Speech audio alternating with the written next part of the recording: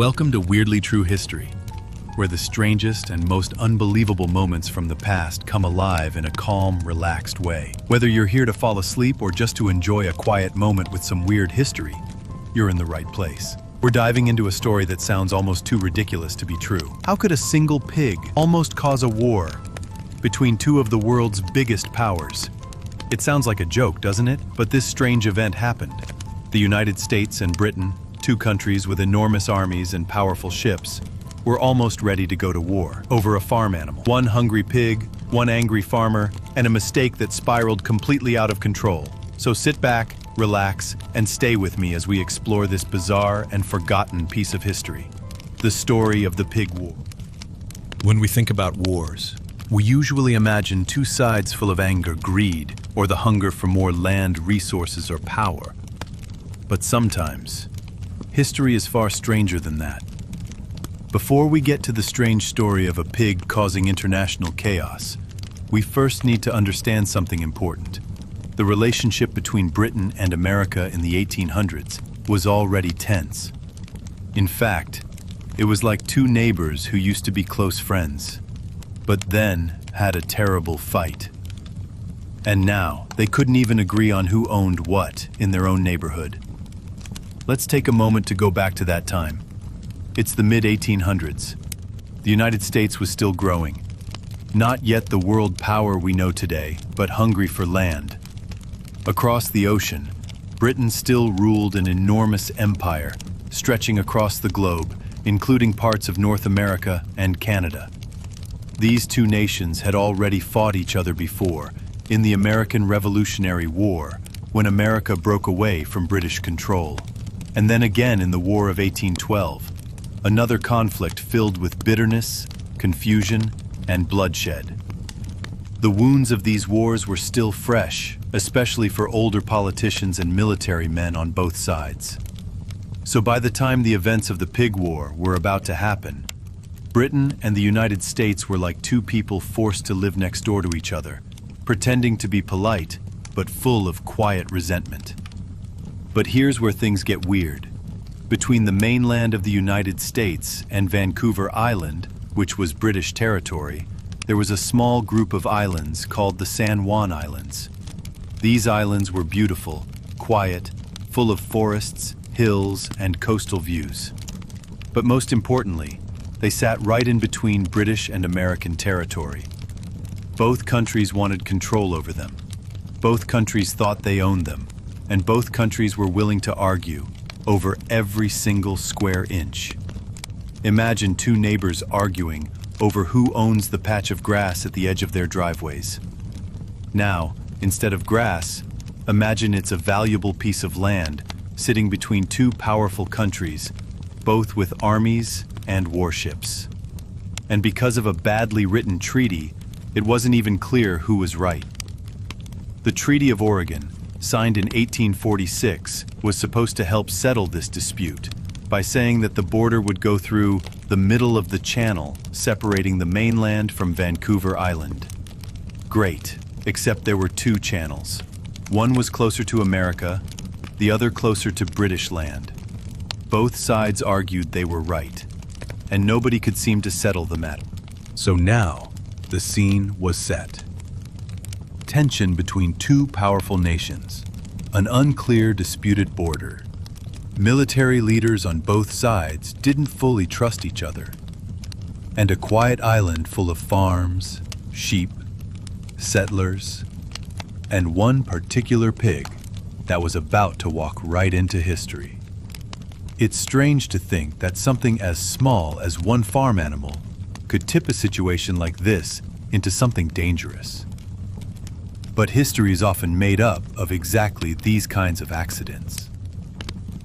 While the politicians argued in big rooms with long papers and fancy signatures, on the ground, the people living on San Juan Island were just trying to get by. Many of them were settlers from America. Some were employees of the Hudson's Bay Company, representing British interests in the region. And while there was tension, life mostly moved on, until one pig wandered where it shouldn't have. And in that moment, history changed. The San Juan Islands sat quietly in the sparkling waters between what is now Washington State and Vancouver Island. Beautiful, green, peaceful. At least on the surface. But beneath that calm, a very human problem was brewing. You see, two powerful nations, Britain and the United States, had laid claim to these very same islands, and neither one wanted to back down. The problem wasn't just about land, it was about pride.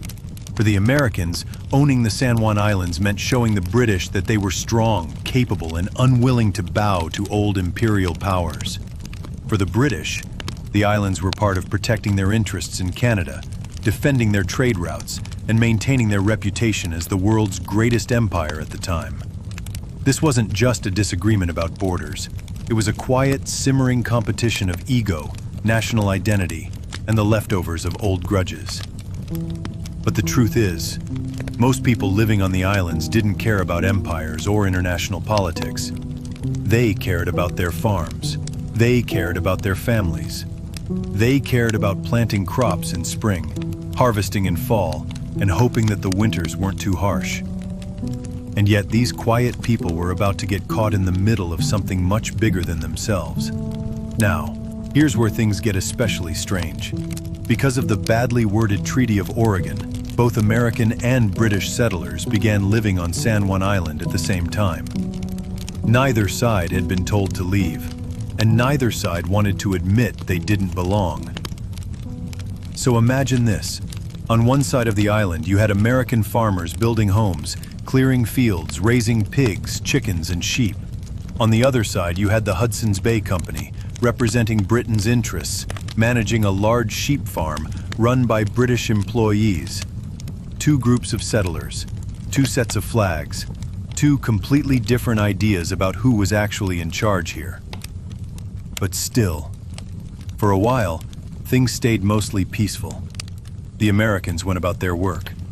The British tended to their sheep. Every now and then, there might be an argument, a dirty look, or a loud discussion at a local gathering, but nothing that seemed too serious.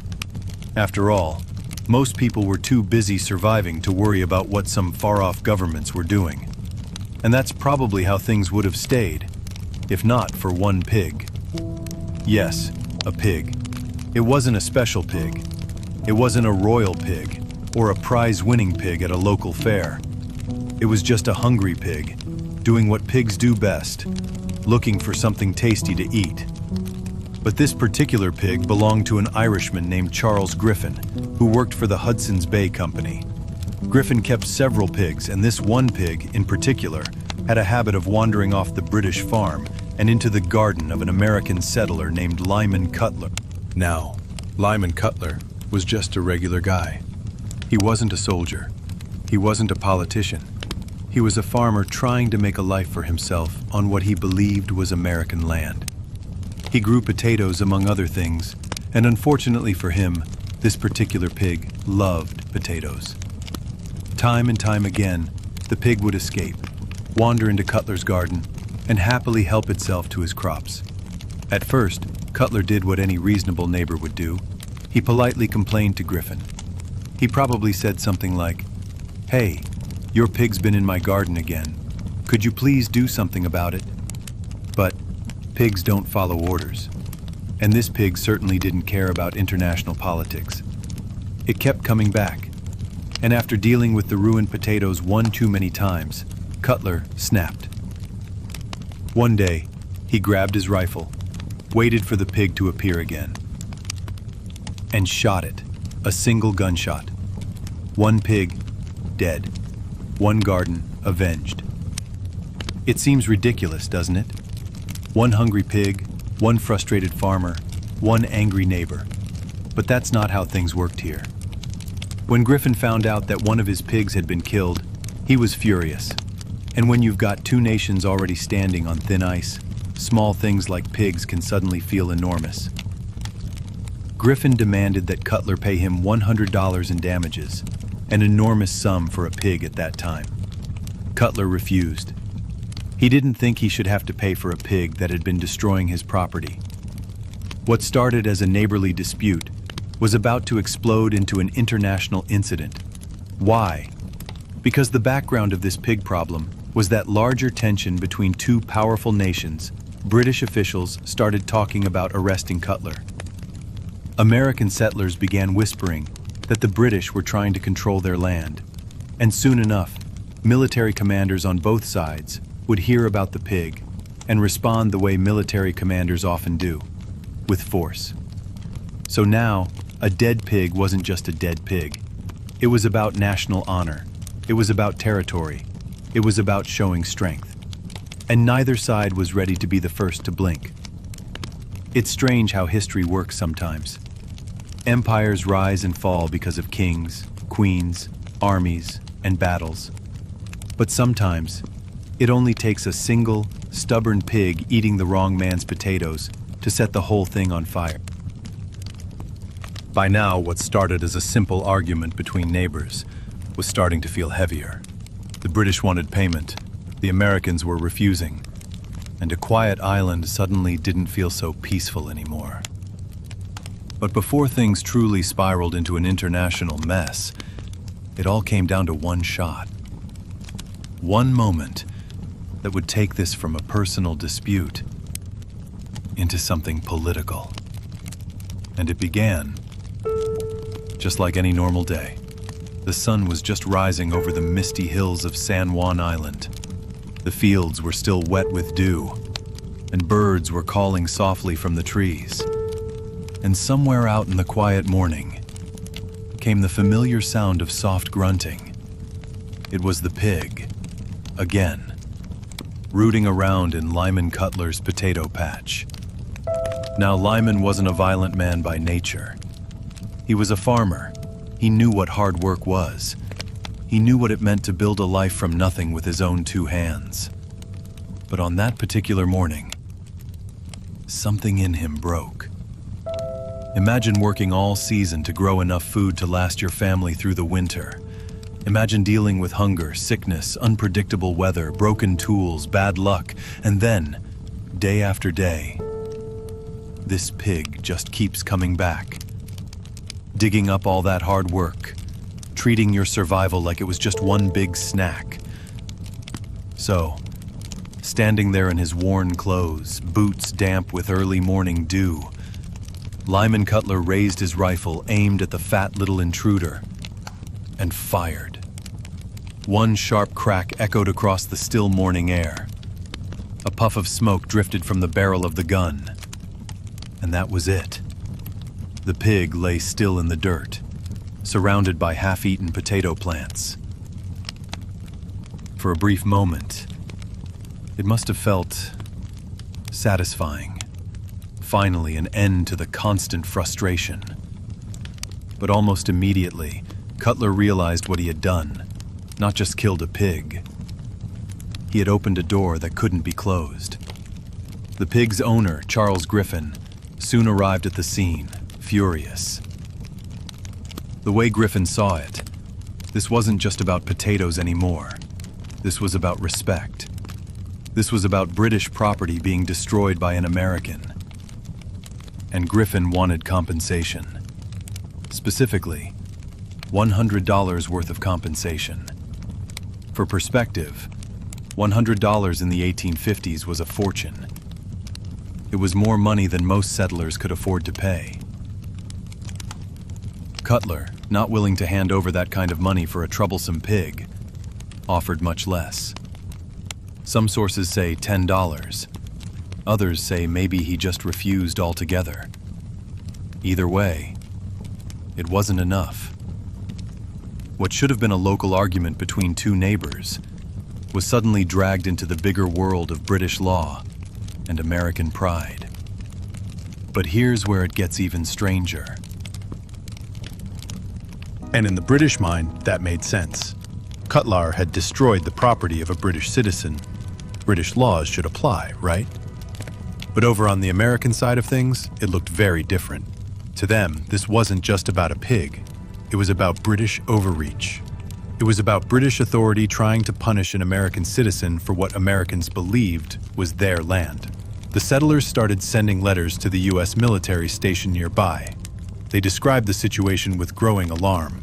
Probably something like, "The British are threatening to arrest one of our own over a pig. We need help." What began as an argument in a garden was now a matter of international diplomacy. And as with so many strange moments in history, it escalated fast. Soon, American troops arrived on San Juan Island, not just to protect Cutlar, but to stand up to the British Empire itself. And once the British military heard about this buildup of American forces, they responded the only way they knew how. They sent warships. Imagine the absurdity. One pig, one potato garden. Now, troops lining up, warships anchoring offshore, and two global powers staring each other down. It's the kind of story that, if it were written in a novel, most readers would think was too silly to be real. And yet, here we were. It's strange, isn't it? The way one small, ordinary event can become the spark that threatens entire nations. And all of it, because one pig wanted a free meal. But, as ridiculous as it sounds, it was no longer a joke to the people involved. Lives could now be lost. Soldiers could die. Ships could burn. All because of a single decision. One man, one rifle, one pig, one shot. And the strangest part? The situation was only going to get more dangerous from here. The soldiers had arrived, and so had the tension. What had started as a single gunshot over a pig was now morphing into something neither side fully controlled. The United States had dispatched Captain George Pickett, a rising figure in the U.S. Army, to lead a small force to protect American settlers on San Juan Island. Captain Pickett wasn't the kind of man to shy away from making noise. He arrived on the island in July 1859, planted the Stars and Stripes, and declared that the U.S. military was there to defend American soil. It was bold. It was loud. And it was risky. Because across the water, watching this move with mounting concern, were the British Royal Navy, stationed nearby on Vancouver Island. The British commander, Captain Geoffrey Hornby, responded in the only way the 19th century understood. He sent 3 warships, armed, loaded, and anchored right offshore. Just think about it for a second. From a pig in a potato patch to armed standoffs between world powers on a sleepy, forested island in the Pacific. It sounds impossible. It sounds absurd. But that's exactly what was happening. As both sides watched each other with growing suspicion, troops began building makeshift camps on the island. American soldiers set up near the southern end, hammering together tents, stacking supplies, and digging trenches. The British, with their navy parked nearby, came ashore occasionally to inspect or send messages, but never fired a shot. This moment in history became known as the Pig War standoff. And despite the ridiculous name, there was nothing funny about it for the people involved. At its peak, the standoff saw more than 450 American soldiers on the island, while the British stationed 5 warships just offshore, their cannons pointed toward land, loaded and ready. Each day, the two sides watched. They ate, they marched, and they waited for someone to blink. But the most remarkable thing about the Pig War? No one ever did. There were no battles, no surprise attacks, no raids in the night. Instead, they talked, and they waited, and they played a very dangerous game of standing their ground without stepping too far. There were even reports that the two sides, British and American troops, would sometimes meet peacefully, sharing food, exchanging news, even playing games like cricket or baseball. Imagine that. A war that wasn't quite a war, where enemies could laugh over drinks and hit balls across imaginary battle lines. But beneath the surface, it was serious. Every day, commanders waited for orders from their governments, wondering if diplomacy would win, or if one mistake would turn this strange standoff into a deadly conflict. Territory. And who gets to decide the rules on a tiny island halfway across the world? So the soldiers stood, the ships floated, and the world watched the Pacific Northwest, holding its breath. It was a conflict, balanced on a razor's edge, not because of what had happened, but because of what could happen next. And even though no one had died, history was watching, because sometimes it's not the battle that changes history. It's the moment right before it begins. The pig was dead. The potato patch was quiet, but the island was about to get loud. Lyman Cutler, the American settler who pulled the trigger, assumed that was the end of it. He had paid the price in potatoes and principle. But Charles Griffin, the British pig's owner, wasn't just insulted. He was furious. He stormed off the property and reported the incident to British authorities. And the British were just as upset. Not about the pig, but about the principle. You shot our pig on our land. To Griffin and his superiors, this wasn't just an animal dispute. This was an act of aggression, a challenge to British sovereignty. So, like any self-respecting empire in the 1850s, they drafted letters.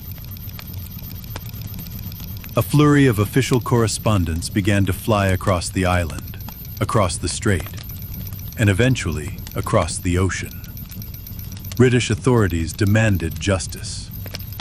They insisted the American settler be arrested and tried, but Cutler didn't agree. Neither did the rest of the American settlers. They believed they were on American soil, and therefore only the United States had legal authority over them.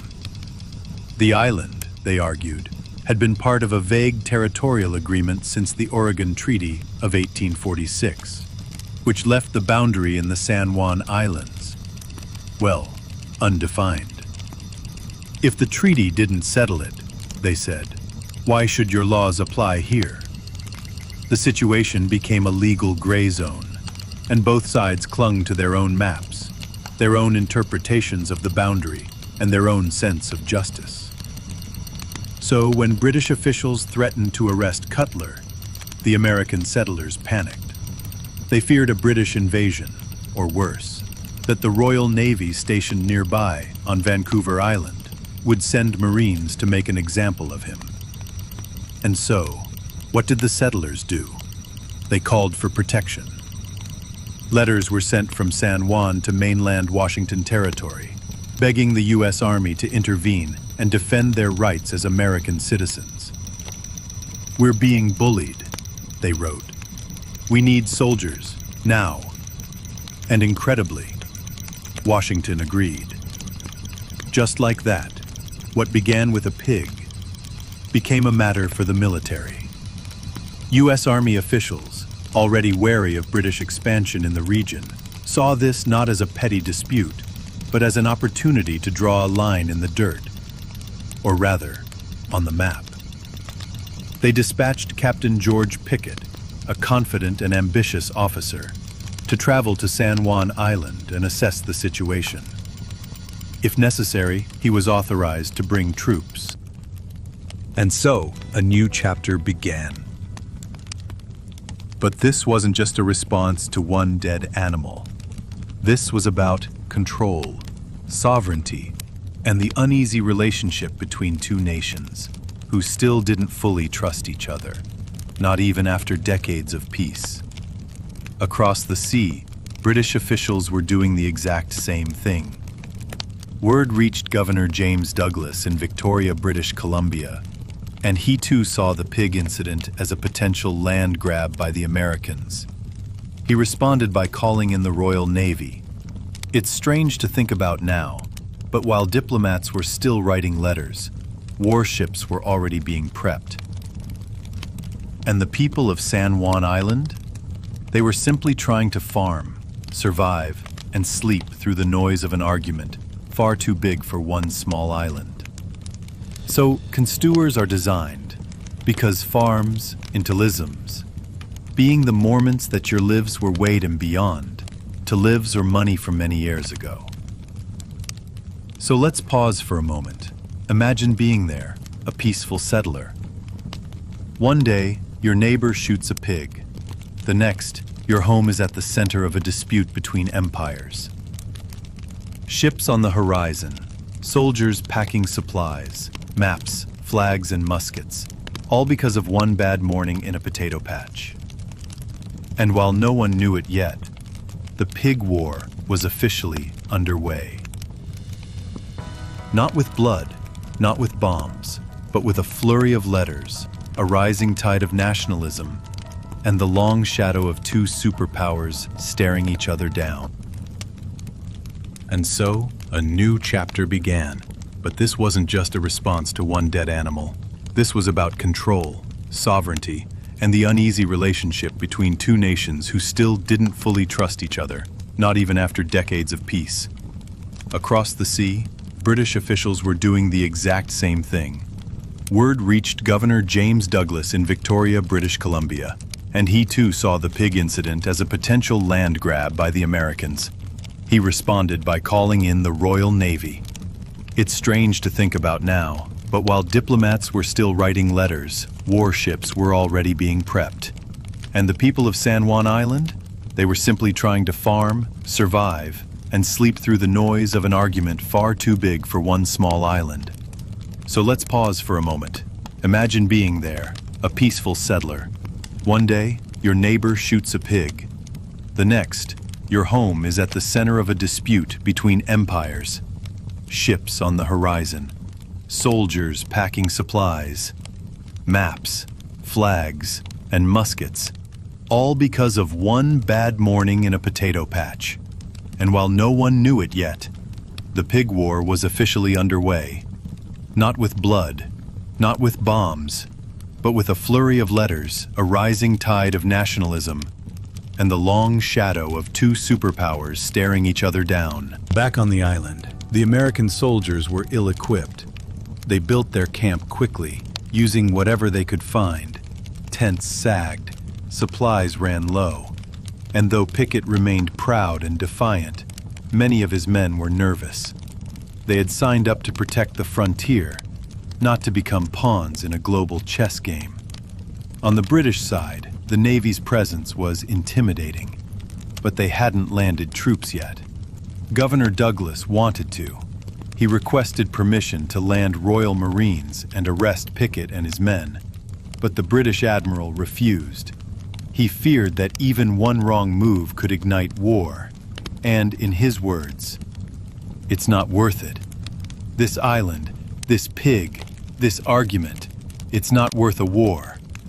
Still, tension simmered. For every day that passed without violence, the stakes grew higher. One accidental shot, one misinterpreted order, could tip the balance. And all the while, the people of San Juan Island, the settlers, farmers, and families tried to go about their daily lives, with two foreign armies aiming muskets across their pastures. Livestock grazed, children played, and off in the distance, you could see warships rocking gently in the tide. This was diplomacy through muscle, a quiet, almost theatrical standoff. Two nations, both proud, both armed, staring across an invisible line they couldn't even agree existed. And somewhere in the middle of it all, a dead pig.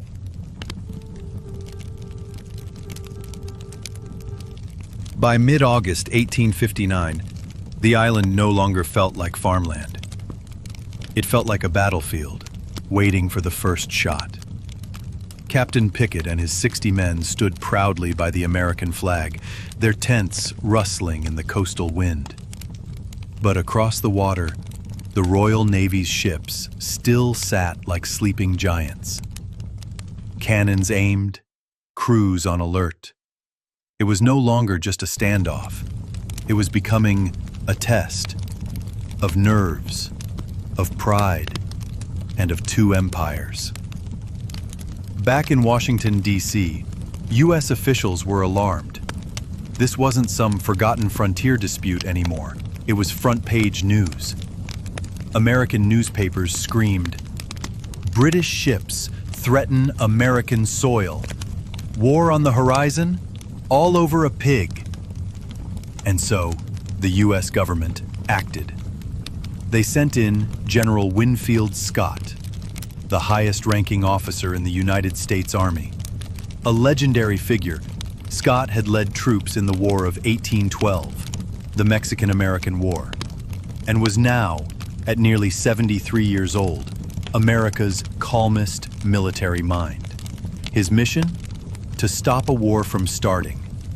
Quietly, peacefully, without a single shot fired. Scott set sail for the Pacific Northwest, traveling thousands of miles to reach San Juan Island. When he arrived in September 1859, he didn't bring more troops. He brought something rarer: common sense. From the moment his boots touched the ground, Scott made it clear. This was not a battlefield, and he didn't treat it like one. He met with Pickett first. The young officer, proud of his stand, expected praise. But instead, Scott offered perspective. "You've done your duty," he said, "but we are not here to provoke war. We are here to prevent it." Then, Scott turned to the British. He boarded one of the Royal Navy ships and requested a meeting with Rear Admiral Robert L. Baines, the British commander. Baines, too, had held back his guns, waiting, watching, hoping this standoff wouldn't explode. The two men, gray-haired, decorated, and weary of conflict, talked not as enemies, but as professionals. And what they realized was simple. Neither side wanted to fight. Neither side believed this island was worth a single drop of blood. Scott proposed a compromise: a joint military occupation. One British camp, one American camp, both small, peaceful, and symbolic. They would share the island, for now, until a proper diplomatic solution could be found. No more threats, no more guns pointed across the sea, just tents, flags, and patience. And astonishingly, the British agreed. Rear Admiral Baines, despite pressure from Governor Douglas, some even traded stories. Others played cards. And a few quietly joked that the pig, wherever it had gone, must be rolling in laughter from the afterlife. From tense stares across a bay to shared laughs under the same stars. But while the soldiers adapted, the world kept watching. In London, Parliament debated who really owned San Juan. In Washington, President Buchanan faced criticism for letting things escalate. And on newspaper stands across the U.S., the headlines slowly softened. Cooler heads prevail. San Juan standoff ends peacefully. General Scott saves the day. Yet even with the standoff de-escalated, the question still remained unanswered. Who did the island belong to? The Oregon Treaty hadn't clarified it. Maps were vague. Both sides claimed it. And now, both sides were camped on it. And so began a strange, quiet chapter in American history. The island was now peacefully co-occupied, guarded by two small forces, for 12 years. Each side kept its flag. Each side held its ground, but neither tried to push further. A war that almost started over a pig had been replaced by the most polite military stalemate in history. As the cannons cooled and the soldiers unpacked, news of the pig war standoff began to ripple far beyond San Juan Island. At first, it trickled quietly through whispers, between settlers, officers, and sailors. But by the time it reached Washington and London, the story had changed. And the world couldn't help but ask, wait, All this was over a pig? It became the punchline to a geopolitical joke. Newspapers gave it nicknames: the Pig War, the Pork Conflict, the Bacon Battle. In bars and parlors across New York, Boston, and Philadelphia, people chuckled as they read the headlines. Troops deployed for pig dispute. Great powers clash, bacon to blame. Royal Navy versus pig farmers. In London, the reaction wasn't much different. British citizens, many still recovering from the Crimean War, were shocked to hear that war with America had nearly broken out. And over what? Not gold, not land, not rebellion, but a black Berkshire pig rooting through potatoes. Some politicians were embarrassed. Some were amused. And others, the realists, simply sighed in relief that things hadn't spiraled. Even the satirical newspaper Punch in London couldn't resist. Let it never be said that England's honor cannot be stirred by bacon. But as the laughter spread, so too did the questions.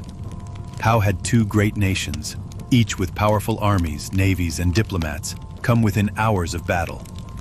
Because of an animal.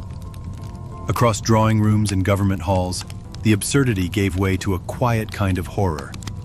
If we'd actually gone to war, some whispered, what would history have said about us? Some writers saw it as a metaphor for national pride, poor communication, and the fragility of peace. Others used it to criticize bureaucracy and military overreach. What happens, one columnist wrote, when no one is willing to step back, even when reason is on holiday? Back on San Juan Island, however, the mood was lighter. American and British soldiers who were once at the edge of open fire now found themselves sharing jokes, stories, and even food. There were reports of British and American troops holding friendly shooting contests, cooking dinners, and even organizing races. The dead pig, though long buried, became a quiet symbol, a reminder of how dangerously silly things had almost become. Settlers on the island told stories to travelers and journalists. You should have seen it, one old farmer told a visitor. Red coats on one side of the road, blue coats on the other, neither one blinking, and me in the middle, still trying to find my missing goat. In Washington, President James Buchanan faced criticism for letting things escalate. But his supporters pointed to General Scott's peaceful resolution as a saving grace. In London, debates continued over colonial control and border definitions. But the fire had gone out. Most politicians now simply wanted to move on quietly, let the matter fade from the public eye, and avoid another embarrassment. And that's exactly what happened. Over the next few years, the story of the pig war faded into background chatter, still referenced, still remembered, but never quite front page again. It became a footnote in diplomatic history, often used by professors and politicians as a cautionary tale. This is what happens when pride trumps prudence, when a pig is treated like a provocation, when silence and standoff replace simple discussion. And yet something about it endured. The name, the Pig War, stuck. The irony of it became a part of both British and American humor. And even today, it still appears in textbooks, trivia games, and bedtime podcasts, just like this one. Because the truth is, sometimes the strangest parts of history are the most human. The ones filled with mistakes, misunderstandings, and lucky saves. And in that way, the Pig War wasn't just funny. It was a reminder that peace, no matter how ridiculous the path, is always better than war. So next time someone tells you that history is boring, tell them about the island. Tell them about the settler. Tell them about the British Navy and the American muskets. And then tell them it all happened because of a pig. As laughter echoed in taverns and ridicule rolled through newspapers, behind closed doors, the real work began. Diplomacy. The kind of quiet, delicate effort that never makes headlines, yet carries the weight of nations. While the soldiers remained stationed on San Juan Island, and the joint military camps settled into a strange routine of coexistence, the U.S. and Britain turned to their diplomatic corps for a solution, one that wouldn't spark further embarrassment or war. In Washington, President James Buchanan had one goal: avoid conflict. Quietly. His administration had already been bruised by criticism, and the looming storm of the American Civil War was not far off. In London, British officials, too, were weary. The Crimean War had left scars, and the idea of another transatlantic conflict, especially over a pig, was simply not worth it. Neither side wanted to give in. Neither side wanted to fight. So, they talked. It started with letters, carefully worded, politely phrased, and written with the kind of restraint only diplomats could master. Then came envoys, traveling between embassies and foreign offices. Maps were spread out, borders debated, historical claims reviewed. But there was one big problem. The Oregon Treaty of 1846, which was supposed to settle the boundary between British and American territory in the Pacific Northwest, was vague. The treaty stated the border would run through the middle of the channel that separated Vancouver Island from the mainland. But there were two channels, Haro Strait and Rosario Strait, and San Juan Island sat smack in between them. So, both sides had a point, and both sides refused to budge. As months turned into years, the island remained under joint occupation. Two flags, two sets of tents, two armies playing cards and trading tobacco. No one wanted to start a fight, but no one wanted to leave. It was the most polite military standoff in history, and it would continue for over a decade. Then, in 1871, something changed. The United States and Britain signed the Treaty of Washington, a broad agreement resolving several lingering disputes between the two nations, including Civil War damages and fishing rights. Tucked inside that treaty was a plan to finally settle the San Juan question. But this time, instead of arguing endlessly, both sides agreed to let a neutral third party decide, and they chose a surprising judge. Kaiser Wilhelm I of Germany. Why Wilhelm? Because at the time, Germany was seen as neutral, modern, and respectable in international diplomacy. Wilhelm wasn't just a monarch, he was someone both empires could trust to be fair. The dispute was presented like a courtroom drama. The Americans argued, Haro Strait is the main channel, and therefore, San Juan belongs to the US. The British countered, no, Rosario Strait was the navigable route, making the island British territory. Maps, documents, testimonies, all sent to Berlin. The Kaiser appointed a three-person commission to study the issue. For months, they analyzed geography, examined treaty wording, and considered the peaceful and absurd joint occupation on the island. And finally, in October of 1872, they issued their verdict. San Juan Island would belong to the United States. The British accepted the decision, gracefully. The Americans welcomed the result, quietly. No gloating, no gunfire, just diplomacy done right. And with that, the Pig War, one of the strangest near conflicts in modern history, was officially, peacefully, and permanently resolved. The British troops left the island with dignity. The Americans lowered one flag and raised another. And the settlers? They went back to their farms, their fields, and their pigs. Looking back, this moment wasn't just about borders or treaties. It was about restraint, about two great powers deciding that dignity was more important than dominance. That peace, no matter how awkward or slow, was better than the alternative. In an age where empires rose and fell by the sword, the Pig War stood as a quiet reminder that common sense could still prevail. Even if it took 12 years, even if it started with a hungry pig. As one historian later wrote, The Pig War gave us no heroes, no martyrs, no glory. But it gave us something rarer, a story where no one died and everyone won. And so, the flags stopped waving, the cannons were never fired, and San Juan Island became a footnote in history, but one worth remembering. After years of tension, irony, and patience, the Pig War had finally found its unlikely peacemaker. With Kaiser Wilhelm I's decision in 1872, San Juan Island was awarded to the United States. And just like that, a dozen years of quiet occupation ended, without a shot fired, without a life lost.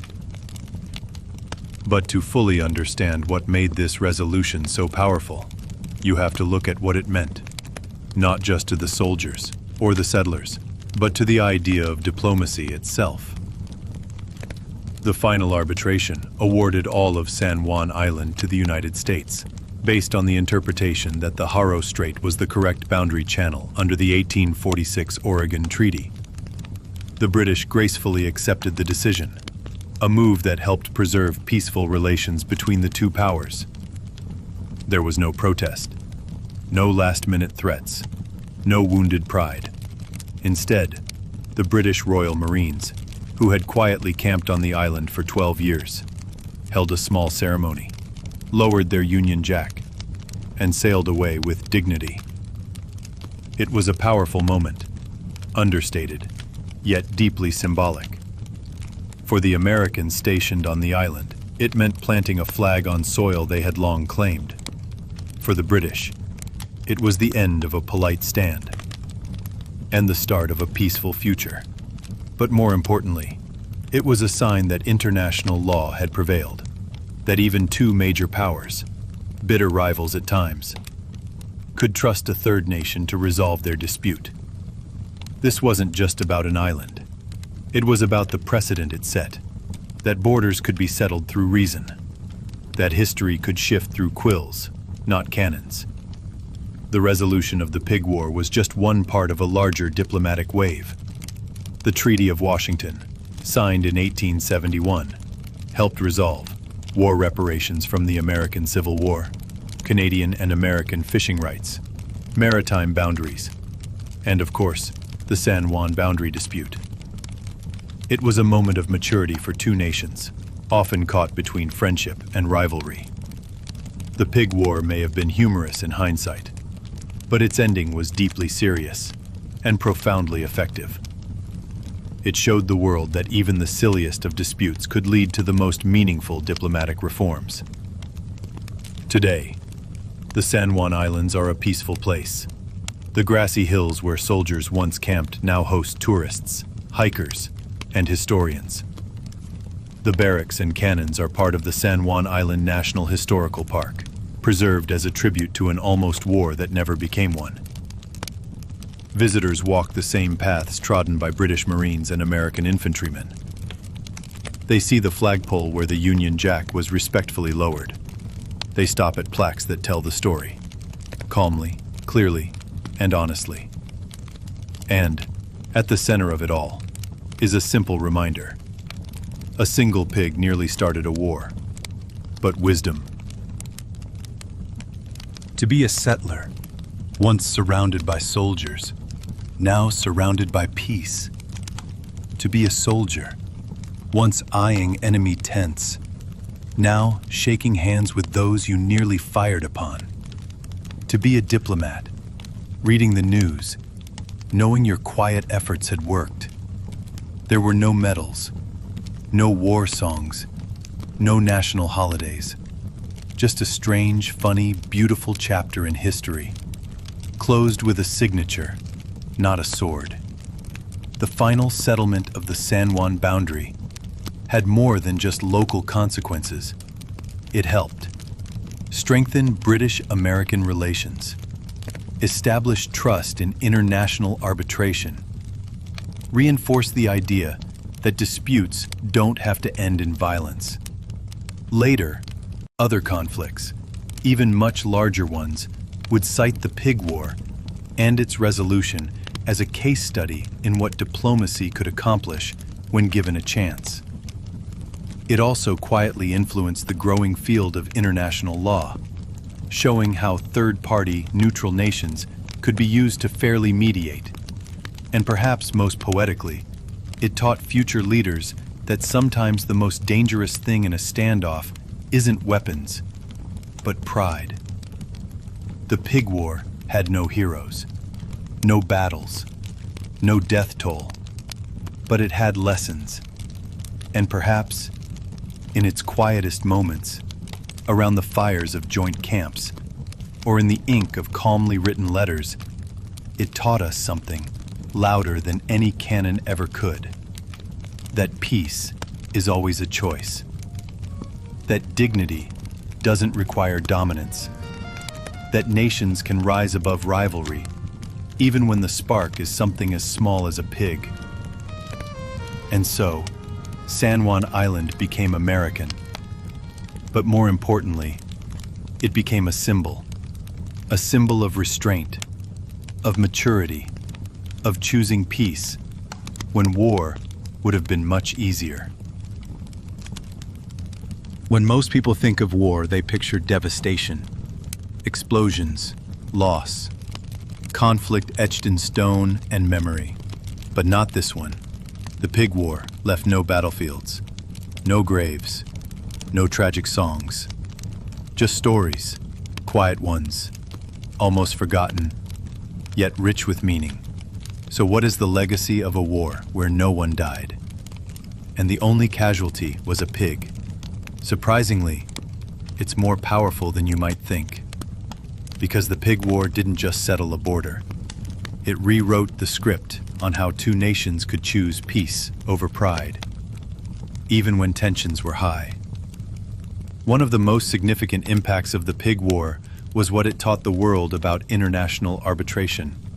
Instead of turning to cannons and confrontation, Britain and the United States trusted a third party, in this case Germany, to resolve their dispute.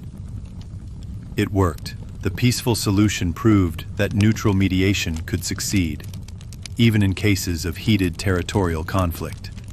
This model would inspire later efforts around the world, from boundary disputes in Africa to river rights in South America. The Pig War became a case study in restraint, proof that diplomacy wasn't just idealistic, it was effective. The resolution of the Pig War helped calm one of the last lingering tensions between Britain and the US. From that point onward, relations slowly warmed. Sure, they would still compete, as all great powers do, but they no longer saw each other as inevitable enemies. Instead, they shared trading routes, naval cooperation, and eventually an alliance in the world wars to come. Without moments like the Pig War, where they chose peace over escalation, that relationship may never have matured. In many ways, the quiet fields of San Juan Island set the stage for the global cooperation that followed. The Pig War also lives on as a reminder of how absurd history can be. It asks a question that echoes through time. How close have we come to war over something that didn't matter? This wasn't about oil or empire, not about religion or revolution. It was about a hungry pig, a garden, a misunderstanding. And yet, for a brief moment, two nations stood on the edge of conflict. It's humbling, it's ridiculous, and that's why it matters. Because in the noise of global history, the Pig War whispers something we shouldn't forget. Sometimes, it's not the big things that spark the fire. It's the small ones. A careless word, a crossed line, or in this case, a pig in the wrong place at the wrong time. Today, you can visit San Juan Island National Historical Park, where the British and American camps once stood. You can walk through preserved officers' quarters, see the cannons that were never fired, read the correspondence that cooled tempers instead of inflaming them. It's a peaceful place. Fitting, really, for a war that never truly began. Visitors leave smiling, sometimes shaking their heads thinking, how did this almost become a war? And that's the point. Because the Pig War is one of those rare chapters of history that makes us laugh, then makes us think. And what about the pig? The little creature that sparked this diplomatic dance. History didn't record its name. No statue honors it. No one knows if it was simply hungry or just curious that day in the potato patch. But without it, without that moment, we wouldn't have this story. A story that reminds us how fragile peace can be, how human our misunderstandings are, and how deeply important it is to choose patience over pride. In school, we're taught to remember the big wars, the ones with dates and generals and victories. But maybe, just maybe, we should also remember the Pig War. Because in that calm standoff, in that overlooked corner of the world, a more powerful message echoed. Peace doesn't always roar. Sometimes it oinks. And so, the Pig War faded into history, not with gunfire, but with laughter, not with bloodshed, but with understanding. Its legacy is subtle, but real. It's found in every successful negotiation, every avoided conflict, every time nations look across a table instead of through a rifle scope. A pig may have started it, but people ended it. The right way. And in a world that still struggles with conflict, that might be the most valuable legacy of all. A whole international conflict sparked by a pig and solved without a single shot. It's strange, it's funny, and it's true. But here's the thing. History is full of moments just like this. Moments where something tiny, random, or ridiculous set off a chain reaction that no one could have predicted. Moments where truth really is weirder than fiction. Let's take a few minutes, now that you're calm, relaxed, and maybe even tucked in, to explore just a few more of history's strange coincidences. Tiny sparks that almost lit the world on fire. Just like that one hungry pig. In 1914, the Archduke Franz Ferdinand of Austria was assassinated, the event that started World War I. But did you know, his assassin only succeeded because of a sandwich? Gavrilo Princip, the killer, had missed his chance earlier in the day. Dejected, he went to get a bite to eat. At the exact same moment, the Archduke's car took a wrong turn and stopped right in front of the sandwich shop. One unbelievable coincidence, and tens of millions of lives were changed. Have you ever heard of Tsutomu Yamaguchi? He was in Hiroshima on August 6, 1945, when the first atomic bomb dropped. He survived.